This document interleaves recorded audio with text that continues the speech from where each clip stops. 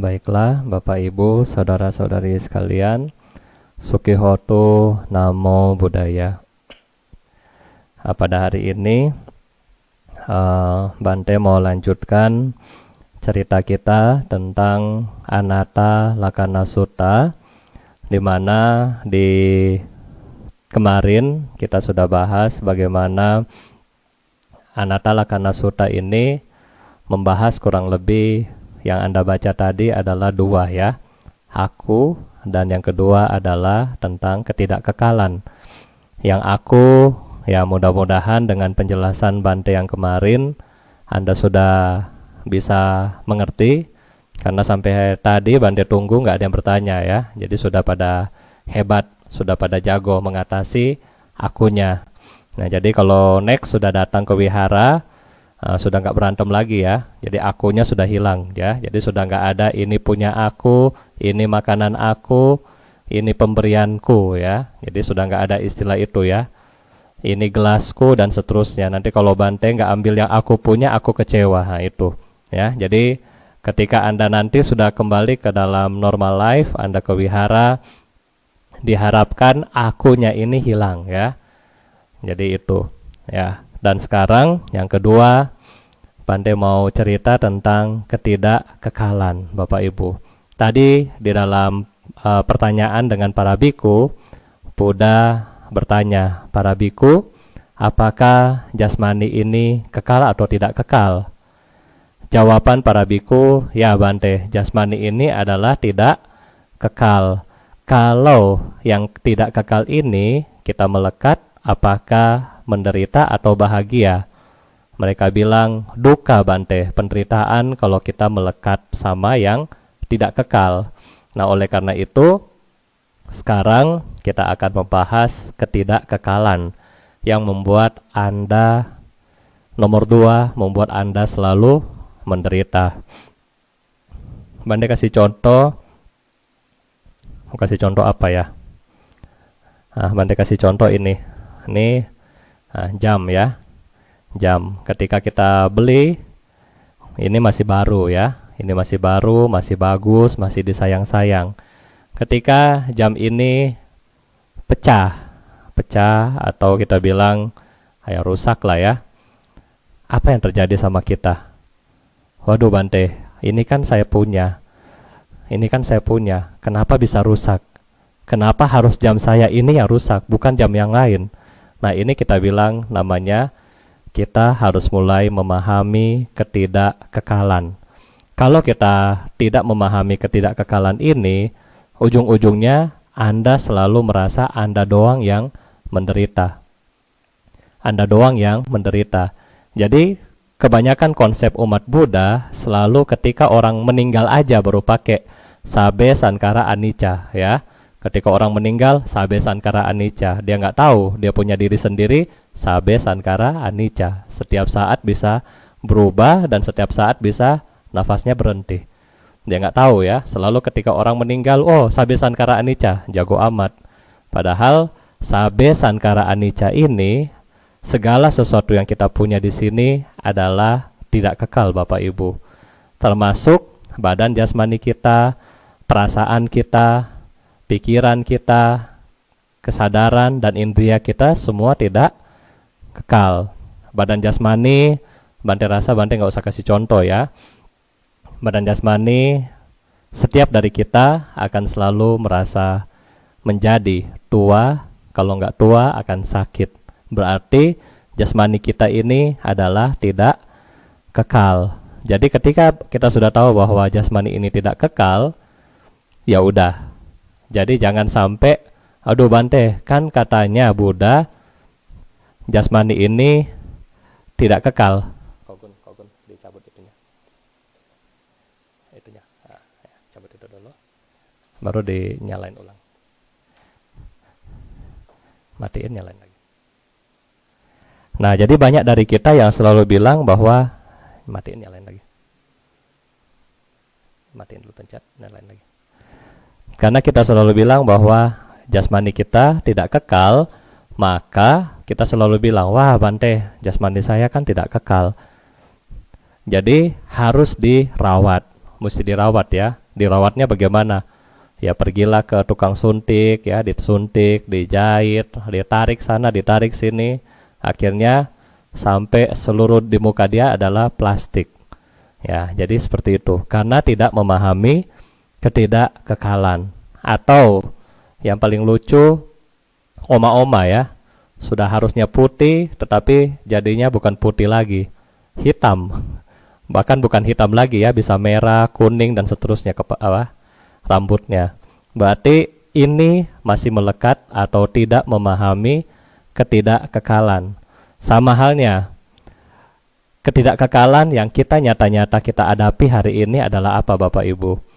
Yang kita hadapi setiap hari saat ini, misalnya contoh ya, bagi Anda yang punya penghasilan dengan misalnya usaha, dagang dan seterusnya, tiba-tiba sekarang bagaimana?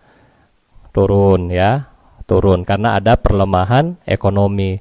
Tapi ingat, bukan cuma Anda yang turun, semua dunia juga turun. Nah, jadi ini adalah ketidakkekalan. Ya, kita nggak bisa kontrol di luar diri kita, Bapak Ibu. Kita nggak bisa kontrol ekonomi, kita nggak bisa kontrol politik, kita nggak bisa kontrol semua orang punya pikiran. Tetapi kita harus tahu batas diri kita, yaitu ini yang Buddha bilang tidak kekal. Ya, umat Buddha taunya Bante kalau omset lagi turun, aduh tidak kekal. Tapi kalau omset lagi naik, dia nggak bilang ke Bante, ya diam-diam aja. Itu ya. Jadi omset Anda bisa lihat dari omset Anda naik turun, tidak kekal ya. Waktu Bante lakukan research 2011, waktu Bante riset tentang perusahaan manufacture, itu kurang lebih saya ambil data sekitar 60 perusahaan ya, 60 perusahaan selama Bapak Ibu 5 tahun ya, selama 5 tahun dengan ya variabel yang Bante pakai waktu itu adalah penelitian ini dipakai 18 variabel. Harusnya 3 aja udah lulus ya, tapi Bante pakai 18 ya, banyak. Ketika Bante melakukan penelitian Bapak Ibu, dalam 60 perusahaan gak ada yang omsetnya setiap tahun itu sama terus, itu nggak ada. Nggak ada yang omsetnya atau keuntungannya, laba ruginya untung terus, nggak ada. Ternyata ada perusahaan yang naik, kadang-kadang ada yang tahun depan tiba-tiba rugi. Ini wajar, namanya kita usaha, namanya sesuatu yang tidak kekal. Jadi Anda juga nggak usah, aduh kok lama amat ya, lama amat di rumah dan seterusnya, itu nggak usah takut. Jadi kita lihat aja segala sesuatu ini tidak kekal, berubah, berubah dan berubah. Yang kedua, kita melihat tentang emosi-emosi negatif dalam diri kita, yakni perasaan-perasaan kita. Bagaimana perasaan Anda sekarang di rumah? Yang biasanya misalnya Anda adalah seorang yang sibuk, wanita karir atau bapak-bapak karir ya. Anda yang pergi pagi, pulang malam ya. Nggak pernah ketemu keluarga, nggak pernah ketemu anak di rumah, ketemu anak cuma berapa jam. Dan sekarang Anda melihat anak-anak Anda 24 jam bersama Anda. Sama-sama nggak keluar rumah, sama-sama pada nggak sekolah. Nah, semua berkumpul di rumah. Banyak juga yang terjadi beban. Apakah antara si anak sama orang tua maupun orang tua sama anak. Ketika anaknya di rumah ketahuan kan, aduh ternyata anak saya ini malas bikin PR. Anak juga selama ini dia rasa papa mama dia baik-baik aja. Ternyata, wah ketika saya nggak bikin PR lebih galak daripada guru yang di sekolah. Nah ini, jadi di sini perasaan kita bermain Bapak Ibu. Perasaan kenapa? Karena kita mau segala sesuatu yang kita sudah kasih harusnya dapat yang baik, ya kan? Segala sesuatu yang kita sudah usahakan harus dapat yang baik, meningkat, maunya meningkat terus. Tapi ternyata nggak bisa. Satu saat juga naik turun, naik turun.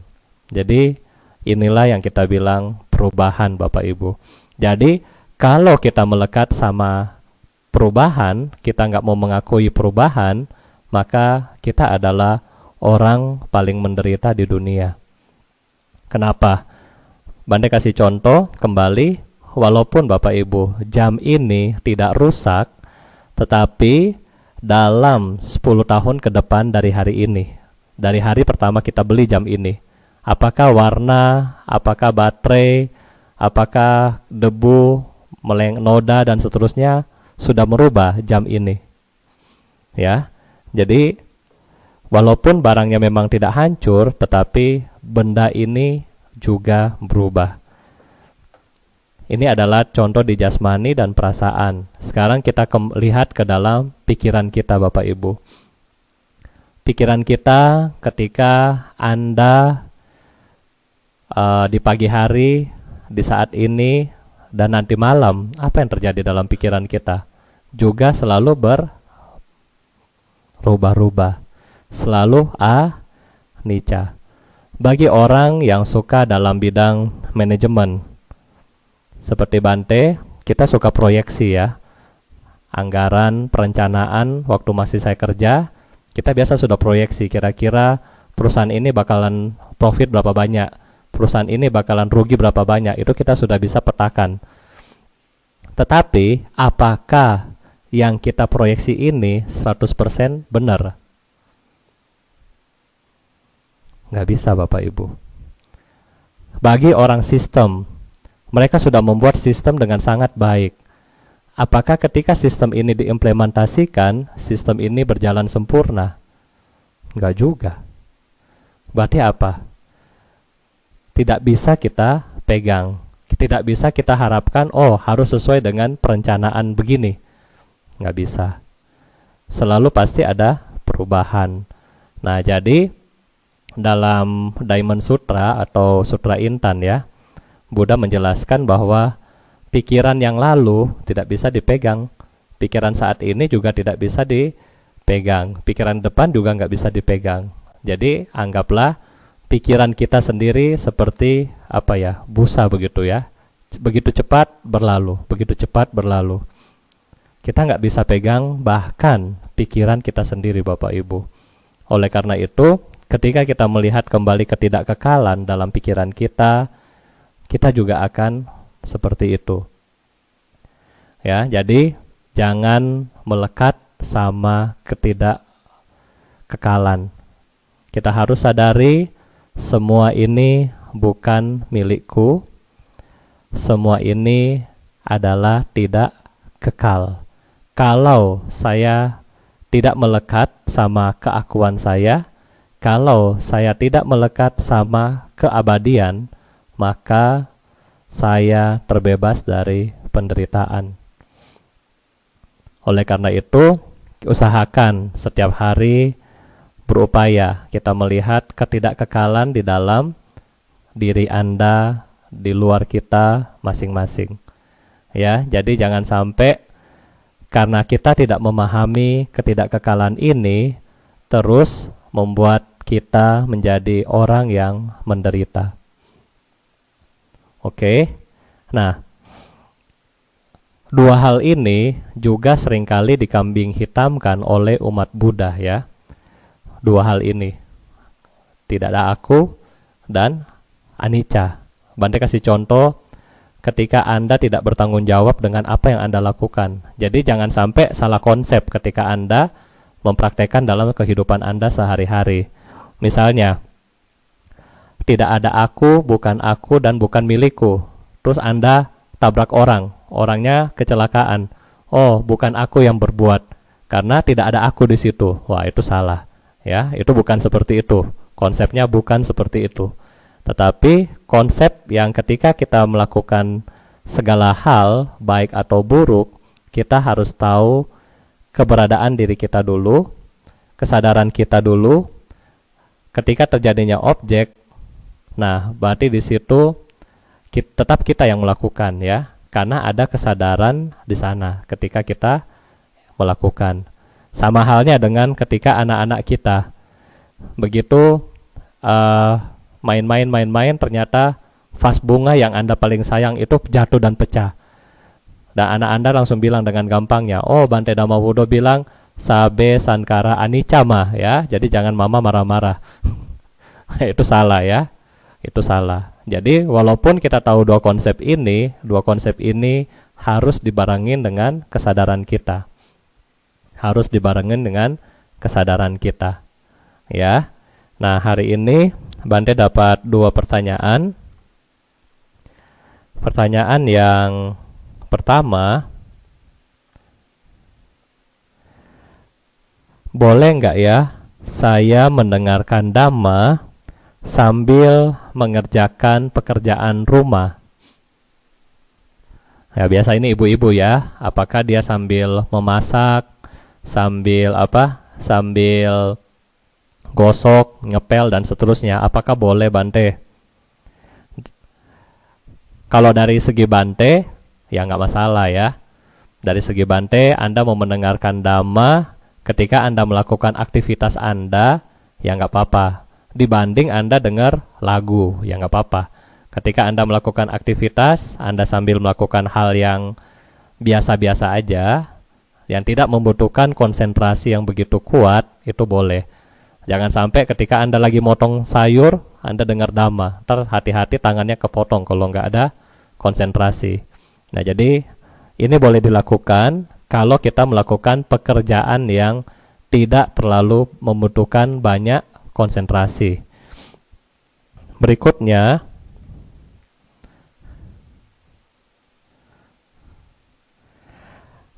dalam pertanyaan ketika kita lagi bermeditasi di hari Rabu, juga ada yang bertanya, anaknya bertanya kepada dia, aku nggak punya musuh dan nggak ada orang yang aku benci. Nah, jadi ada yang bertanya ternyata, Bante, aku nggak punya musuh lagi, ketika Bante menyuruh visualisasi tentang musuh-musuh kita. Bagus, kalau Anda nggak punya musuh, bagus, pertahankan kualitas itu. Berarti Anda tidak menyimpan dendam, dan yang kedua, Anda juga harus menjaga tubuh ucapan pikiran biar tidak membuat musuh bagi orang lain. Itu bagus ya. Jadi kita mempunyai hati yang lapang dan tidak menyimpan dendam dalam batin Anda. Itu bagus. Terus berikutnya, ada yang bertanya, Bante, Buddha apakah hanya menggunakan bahasa Pali? Ya kan? Ada yang bertanya, Bante, apakah Buddha hanya menggunakan bahasa Pali? Ya, Bapak Ibu, seperti yang kita tahu, Siddhartha. Siddhartha ini ketika dia di istana, dia sangat belajar banyak skill. Banyak skill termasuk bahasa. Bahasa yang beliau pakai ya yang paling tinggi dalam tatanan India sampai hari ini adalah bahasa Sanskrit. Bahasa Sanskrit. Cuman bahasa Sanskrit ini terbatas bagi mereka yang kastanya tinggi. Misalnya Bante bilang ya kasta Satria dan Brahmana, mereka menggunakan Sanskrit. Tetapi bagi kasta-kasta yang rendah, mereka nggak pelajari Sanskrit ini. Jadi Pali adalah hanya satu dialek yang tidak ada tulisannya waktu itu ya. Jadi Pali adalah dialek atau kita bilanglah bahasa gaul istilahnya ya, bahasa gaul. Nah, bahasa gaul ini sangat gampang dan mudah dimengerti oleh semua kalangan. Sehingga Buddha menggunakan bahasa ini dalam pembabaran Dhamma yang dilakukan. Tetapi ada beberapa murid Buddha di mana mereka sangat terpelajar, para arahat ya, mereka sangat terpelajar dan mereka menggunakan juga bahasa mereka. Jadi mereka tetap menggunakan bahasa mereka seperti bahasa Prakrit dan bahasa Sanskrit. Mereka tetap pakai bahasa ini. Ya.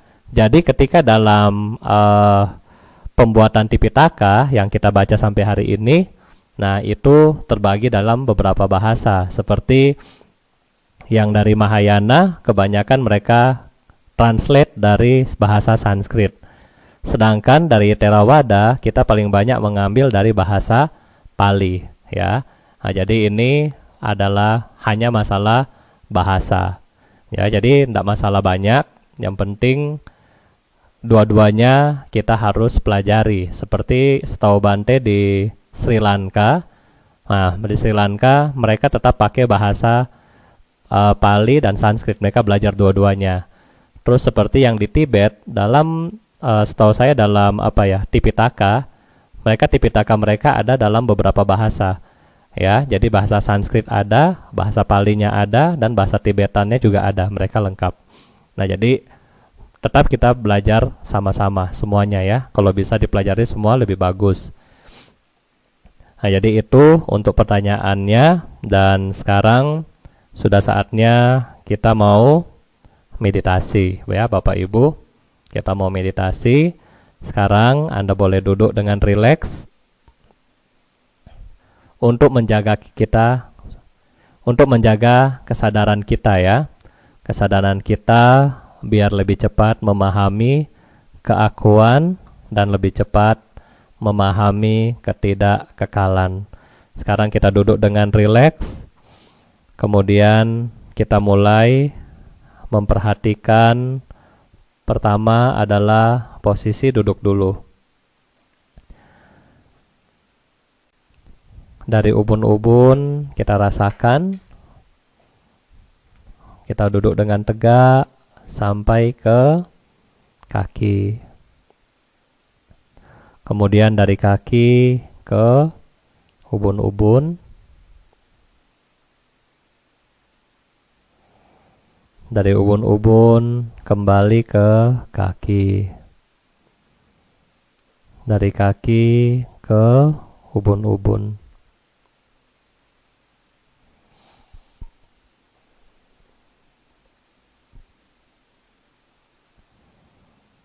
Hari ini kita akan menjadi satpam ya. Kita akan menjadi satpam. Kita hanya melihat nafas kita yang masuk dan nafas kita yang keluar. Jangan memperhatikan pikiran yang lalu saat ini maupun proyeksi yang akan datang. Tetap kita hanya melihat kesadaran kita saat ini ketika nafas masuk, dalam batin kita mengucapkan kata Bud.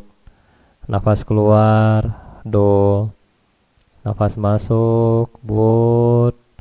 Nafas keluar, Do. Nafas masuk, Bud. Nafas keluar, Do. Nafas masuk, Bud. Nafas keluar, Do. Nafas masuk, Bud. Nafas keluar, Do. Mari kita mulai meditasi saat ini dengan objek Buddho.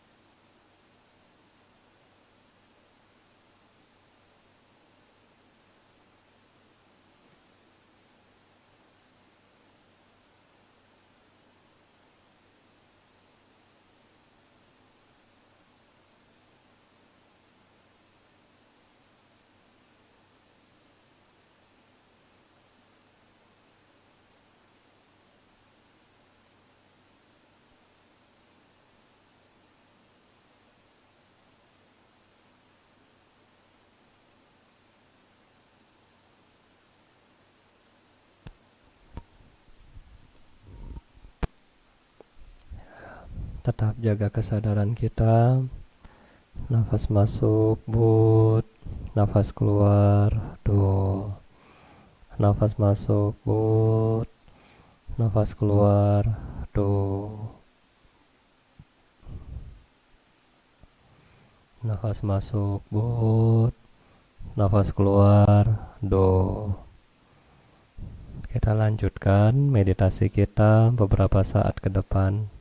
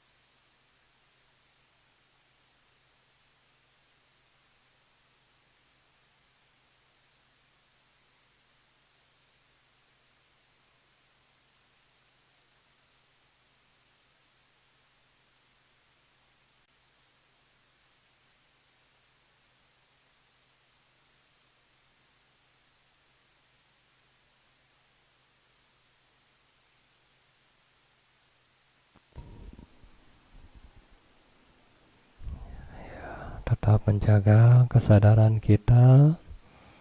Nafas masuk, but. Nafas keluar, do. Nafas masuk, but. Nafas keluar, do.